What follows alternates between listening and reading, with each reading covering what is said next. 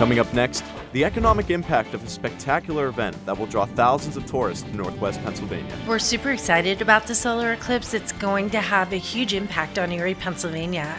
Plus, a man who was behind bars for more than 50 years is now helping others through education. My life's purpose is to be a blessing. And new plans to care for a piece of Center County history in Bellefonte. The Center County Report starts now.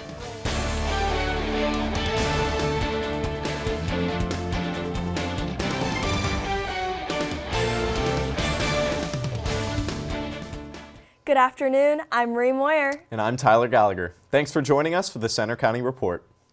Our top story. In just over 3 weeks, Pennsylvania will be in the direct path of a very special event, a total solar eclipse. It'll bring thousands of tourists to the northwest part of the state, and that means businesses are already feeling an impact right now. Eric Morris is live in our studio with more. Eric? That's right, Tyler. The direct path of the eclipse will take it right past Erie on the afternoon of April 8th. And even though the event is still 24 days away, local businesses in Erie have been planning for months, and they are now cashing in. Erie's economy is already primarily driven by tourism. This spring, the ultimate sunblock will turn tourism into overdrive there. So we're super excited about the solar eclipse. It's going to have a huge impact on Erie, Pennsylvania. Erie is in the direct path of the April 8th total solar eclipse. Hotels have been sold out for months, and if rooms become available, Lori Wolslayer says they're snapped up almost immediately. I think bringing people that otherwise would not have come to Erie for the solar eclipse are going to give them an opportunity to really see how amazing the city is and all it has to offer. Erie Apparel, founded in 2014 by a Penn State alum, Greg Straub, began eclipse preparation last summer. Straub says it's common for retail business to struggle at the beginning of the year due to customer spending over the holidays. However, this year is a little bit different. To have an influx of orders coming in the first quarter of the year when we typically wouldn't is huge. And like I said, it's exceeded our expectations. So this year is already off to a great start. Both Erie Apparel and Diamond Hospitality Services are working closely with Visit Erie to promote merchandise and different events across the county. Wolslayer and Straub say although they'll be working on Eclipse Day, they can't wait, and they'll be sure to pop outside for a couple of minutes to take it all in. For more information about the eclipse and events in Erie, you can head over to visiterie.com. Live in the studio, I'm Eric Morris. Back to you.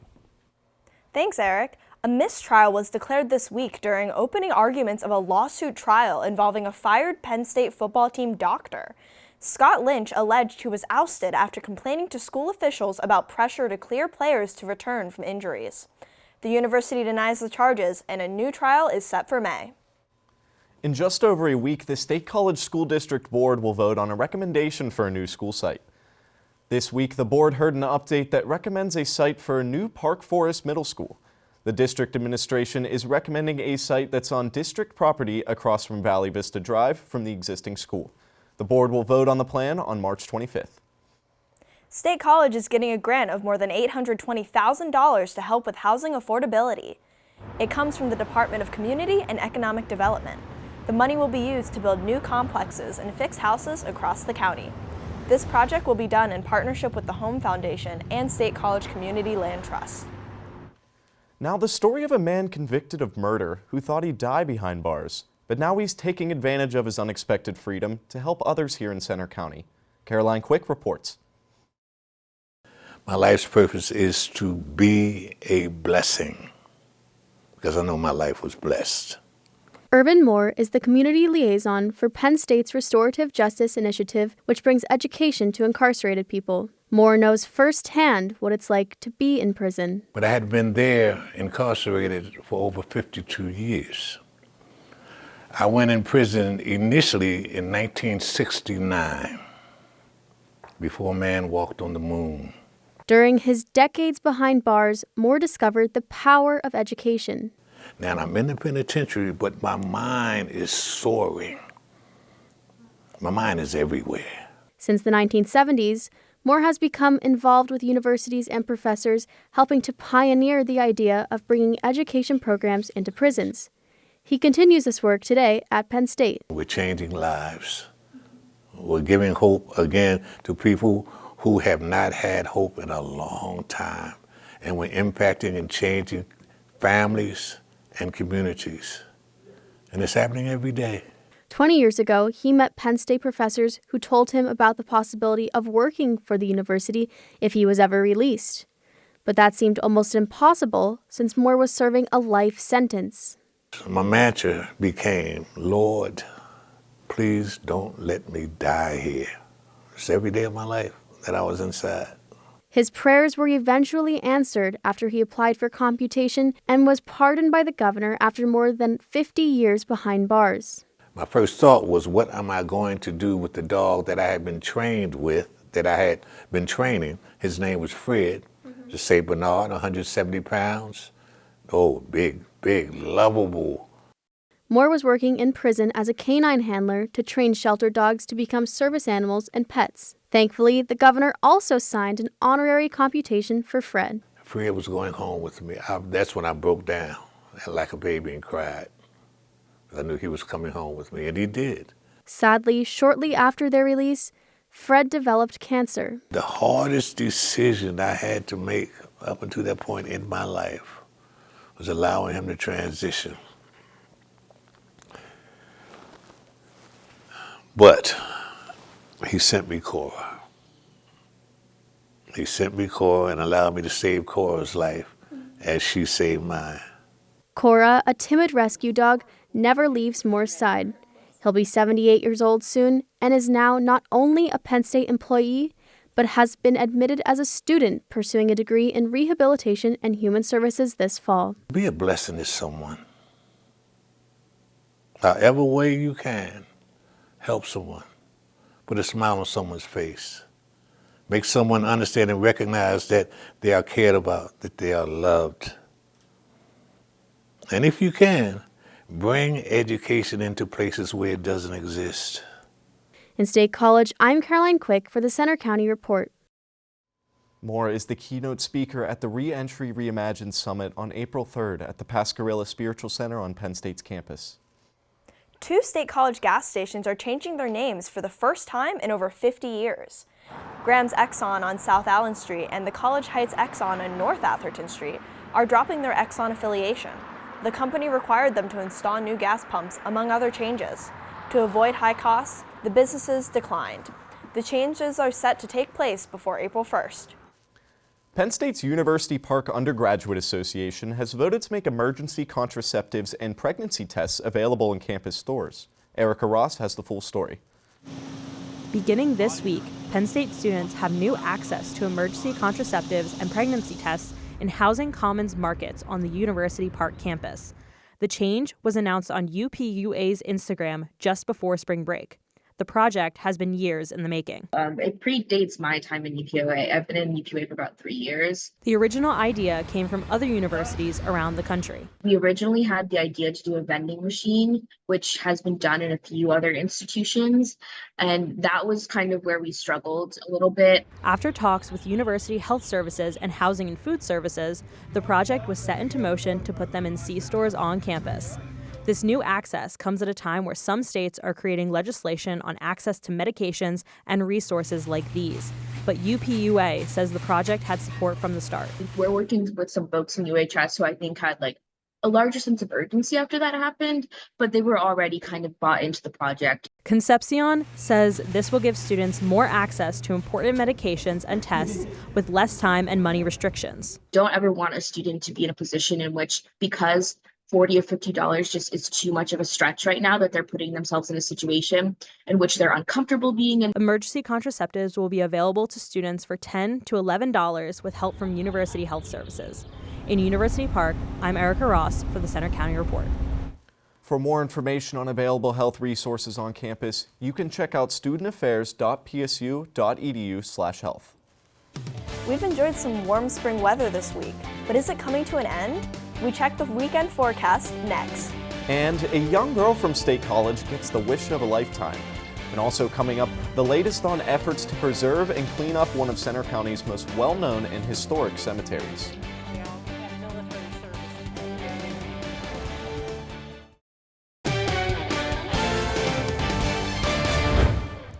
Bellefonte's Union Cemetery has been around for more than 200 years. It's the resting place for 3 governors and Penn State's first president. Now, a board of directors is focused on taking care of the cemetery for years to come. Reagan Phillips has more. Union Cemetery on Howard Street behind the Bellefonte Courthouse is home to 10,000 headstones. It's been around since 1806, and the wear and tear over the years means this place needs a lot of loving care. Renovations are planned over the next few years, according to newly elected President Kevin Corman. One of our main goals with the new board is trying to repair a lot of the headstones that are in disrepair. Luckily, there's some new money for that. So we actually got a grant from a group for repairing headstones, and we got 2 different grants for that, and we're actually putting cemetery money towards it also. So we're spending $12,000 to fix up anywhere between 28 to 34 headstones that have been just sort of neglected, that have fallen over, that are not safe to be around. For people unable to visit in person, a project is underway to digitalize the cemetery so you can search online and see who's buried in which plots. Some of the more famous people buried here include Penn State's first ever president, Evan Pugh, and 3 governors, including James Beaver. More than 9,000 people have their final resting place here. In Bellefonte, I'm Reagan Phillips for the Center County Report. If you'd like to help, there's a community cleanup day set for April 6th from 9 till 3. Just show up and help clean up debris and older decorations. Now a follow-up to a story we first brought you last fall. A wish has just come true for a special 9-year-old State College girl and her family. Susie Brown and her family just returned home this week from a magical trip to Disney World. Granted by Pixie Dust Wishes, that's a non-profit that grants wishes to people with disabilities. Susie has Cohen syndrome, which affects her development, vision, and muscle tone. Her school paraprofessional nominated her for the trip. Her family shared these photos with us, and as you can see, they all had a great time in Florida.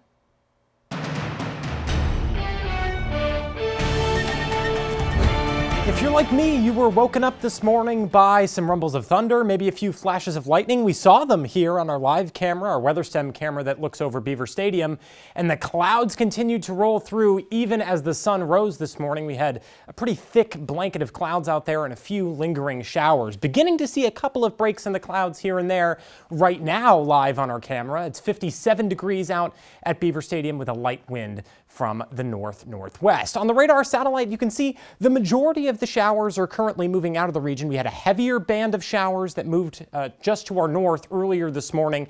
And of course, we here in State College got some pretty significant showers and even downpours late last night. So as these showers continue to move out, we may see another sprinkle or two later today, but our temperatures are warming up quite a bit as well. 57 degrees in State College. I think that's just about as warm as it'll get today, and those temperatures will begin to take a drop as a cold front begins to push its way through. These 40s up to our north and west will be our weather later on this afternoon. Now, what about after the weekend's over into next week? Well, the cold is back in full force behind it, and that means we could be seeing even some winter-like conditions for the beginning of next week. All right, so let's step through the futurecast here. You can see this afternoon highs in the 50s. The clouds are around, but they'll begin to thin out dramatically as the afternoon goes on into the evening hours, and temperatures will begin to drop as well into the 40s and eventually into the 30s as the evening goes on. Like I said, we'll clear things out pretty dramatically into tomorrow.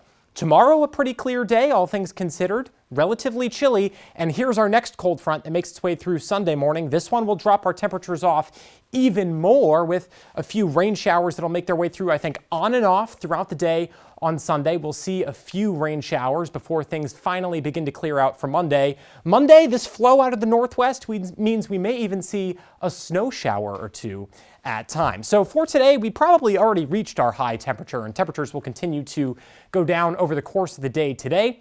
This evening, we clear out lows in the 30s, upper 30s at that. Tomorrow, plentiful sunshine. I think highs will climb into the 50s, not much warmer than that. But you'll see in our temperature trend here, temperatures on the downswing, especially with a cold front that passes through Sunday. So take a look at the rest of the 7-day forecast here. You can see temperatures in the 40s to start the beginning of next week.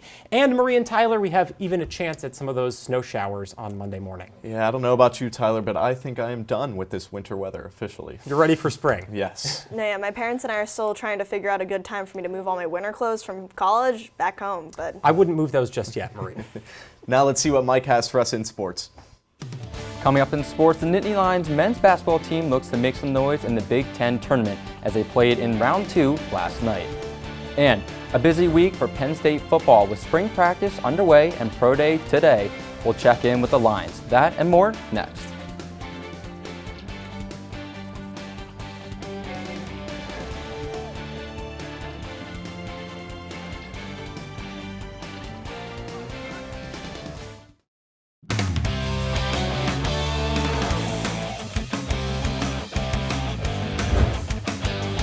I'm Mike Bulger with sports. Penn State football is back in action this week with the start of spring practice and its annual pro day ahead of the NFL draft. Reporter Justin Chevrolet is outside of Holuba Hall in University Park with the scoop. Justin? Well, thanks, Mike. It was an exciting morning inside of Holuba Hall, and testing is still underway as Penn State players are putting their skills to the test in front of NFL personnel, including team scouts and team front office members. But as they focus on their NFL futures, head coach James Franklin was more focused on the future of his team earlier this week. When Penn State took the practice field this week for the first time this year, it resembled just a shell of last season. The Nittany Lions replaced all 3 coordinators, and as the new ones, Andy Kotulnicki, Tom Allen, and Justin Lustig, adjust to their new roles, Coach James Franklin is preaching a team-first mantra. What is in Penn State's best interest? What is in our players' best interest? Not what you were comfortable doing at Indiana, not what you were comfortable doing at Kansas, not what you were comfortable doing at Vanderbilt, and also not what we were comfortable doing. What is best? Kotulnicki has to find what's best for the offense led by quarterback Drew Aller, who had one of the nation's best touchdown-to-interception ratios at 25-2. Franklin believes Kotulnicki's refined scheme can help Aller take the next step, but notes Aller has his own work to do. I think for him and for all of us, I think it's consistency, doing it week in and week out against all competition, and being able to play that way, the way we need him to play and the way he wants to play week in and week out. But as we also know, that's not just Drew. It won't just be Aller, as the Nittany Lions roster currently sits at 125 players. A problem that Franklin says will generate competition and quality from top to bottom. I think one of the things that jumps out right away is just our depth. We're bigger and stronger and have more competition across positions than I think we've had in the past. Just the number on our roster is greater than it's been in the past. The roster is far from decided, as Tuesday was the first of 15 chances this spring for the Nittany Lions to see who fits where on this year's roster. The final chance is the Blue-White game on April 13th. 12 days after the Blue-White game, the players who were testing this morning will have the opportunity to hear their names called when the NFL draft begins in Detroit, Michigan on April 25th. Reporting for the Center County Report, I'm Justin Chevrolet. Now back to the studio. Thanks, Justin. It's the end of the road for Penn State basketball at the conference tournament.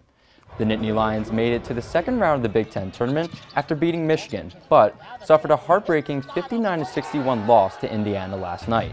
The game saw 10 lead changes for Penn State and 9 tied scores. The Hoosiers scored the game-winning basket with under 5 seconds left on the clock. Coach Mike Rhodes' debut season ended with 9 Big Ten wins. The season is over for Penn State women's hockey team after punching a ticket into the NCAA tournament. After 3 scoreless periods in last night's game, St. Lawrence's Christina Ball scored the golden goal nearly halfway into overtime. History repeats itself as the Nittany Lions have now lost in the opening round in back-to-back years in extra time. Penn State wrestling has the weekend off as the team prepares for the NCAA tournament in Kansas City. The Lions won the Big Ten team championship for the 2nd year in a row, and 8th time overall under head coach Cale Sanderson. And after hinting his Penn State career would come to an end, 3-time national title winner Carter Sirachi announced his plans to compete at the championships next week. Penn State baseball made its home season debut last night in a new and improved Medler Field at LeBron Park. At the end of last year's state college spike season, Penn State started renovations on the playing field and surrounding areas to improve fan and player experiences. The project included new grass fielding lit up by all new LED lighting and a 2,700 square feet billboard in left field. The Lions beat UMass Lowell 3-2 last night, and they take the field again this afternoon. Sticking with baseball, fans can now enjoy alcoholic beverages throughout the 2024 season. Penn State announced this week that Medler Field would begin selling alcohol during Nittany Lion games. Medler Field joins Beaver Stadium as the only two facilities in the Happy Valley to sell alcohol during Penn State games. And maybe not so ironically, more than 1,600 fans turned out last night on a beautiful Friday evening. Well, I can't wait to munch on a hot dog during those games with the new renovations, but for now, that's all from sports. Yeah, you're right, and such a heartbreaking loss, too, for the Nittany Lion basketball team last night, but we'll see what Mike Rhodes can do with the team next season. Yeah, and I hope that Penn State wrestling can just really bring it home for us. Well, thanks, Mike. Coming up next, it won't be a cruel summer for some Penn State students going to class soon. Guess who left her Eagles t-shirt at Penn State Berks?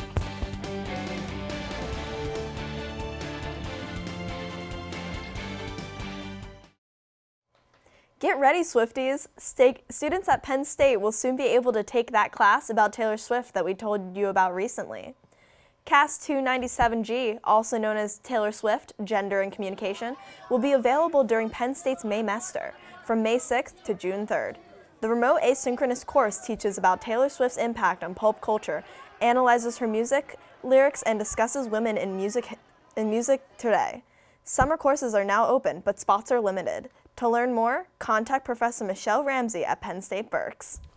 Yeah, I don't know about you, Marie, but I just don't get all the hype with Taylor Swift. Well, I think you should give it a shot. Red's probably my favorite album. I guess so. But that's all for today's newscast. We hope you'll join us next Friday for a new local news update. But you can follow us anytime for breaking news on our Seni Counter Report X, and you can see our stories on our Facebook page, Instagram, YouTube, and our website. Have a good afternoon.